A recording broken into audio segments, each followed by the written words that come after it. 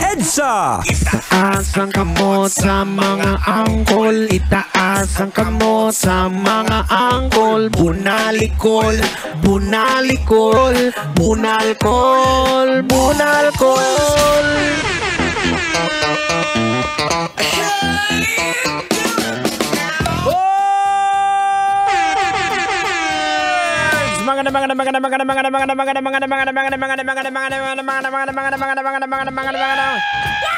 Magandang gabi, Metro and Mega Manila, Philippine Standard Time. It is now 31 minutes makalipas sa oras ng alas 8 ng gabi. That's right mga kabisyo, eto na pong huling birit, huling hagalpak, huling banat, huling aghak. Lain ba? Huling aghak may badlo. Aragoy! Maluoy ka. Siyempre, kompleto pa rin po ang tropang EDSA. Pinangungunahan po yan ni Tang Henyo! Henyo! Hindi na tender, pero Diyos pa rin kagdaga, ragumo. Siyempre, kasama din po inyo abang lingkod, Diego Bandido. Pag may buhok, hindi po ako yan. Siyempre, hindi mawawala. Kasama pa rin natin ang cute, nakit at napakakulit na si Duday. Duday, say hello to everyone.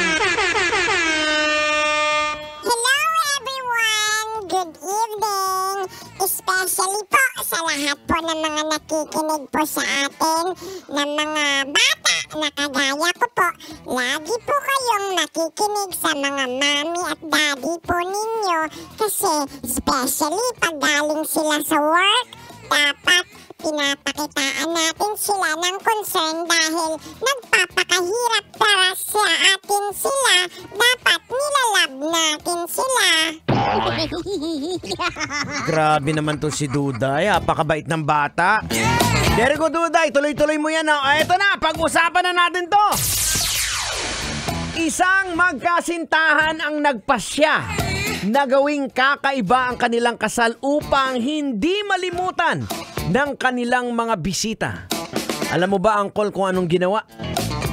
Ginawa ito sa pamamagitan ng pagsunog sa kanilang sarili habang sila ay naglalakad. Oh no! Pambira.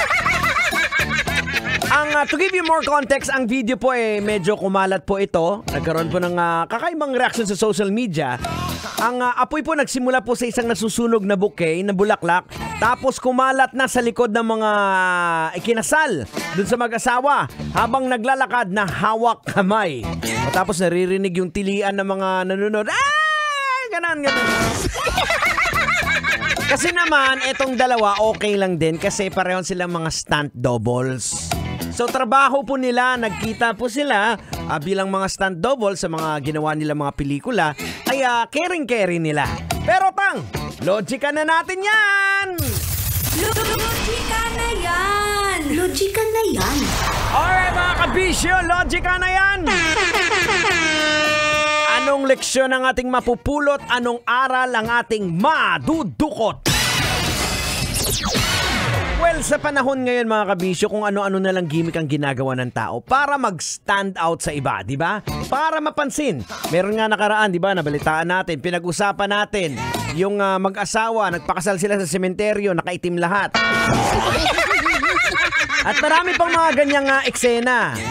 Alam niyo mga kabisyo, ganito kasi yun Meron naman kasi kahit kanya-kanyang gimmick dito O, di ba? So, pero bakit naman sa lahat ng gimmick, yung silaban mo yung sarili mo?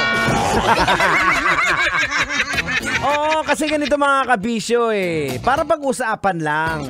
Nakakatakot din yung way ng epekto ng social media sa atin, Kasi everyone is committing, parang nagko-compete with each other.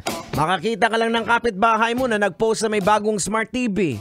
O, na-trigger ka na. Bumili ka rin ng bagong frigidaire na inverter na pagkatok mo, makikita mo sa loob. Dahil wala ka ng pera, wala nang laman yung loob ng rep. Ang bihira naman, Ay, naku mga kabisyo, bilis ng oras natin, Ang tabayanan po, susunod na po. Siyempre, pagkagat ng dilim. Tutoy na love. Uncle Totoy ba to? Susunod na. Maraming salamat. Sana po nag-enjoy po kayo sa ating biyahe. Ang ating biyaheng EDSA. Pag nabitin kayo, eto na EDSA extension. It is now 36 minutes after 8 o'clock, but I'm gonna leave you with this beautiful song. It's a song coming from the Eagles.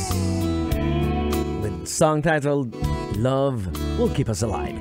Keep it locked in right here, Metro's #1, 90.7 Love Radio.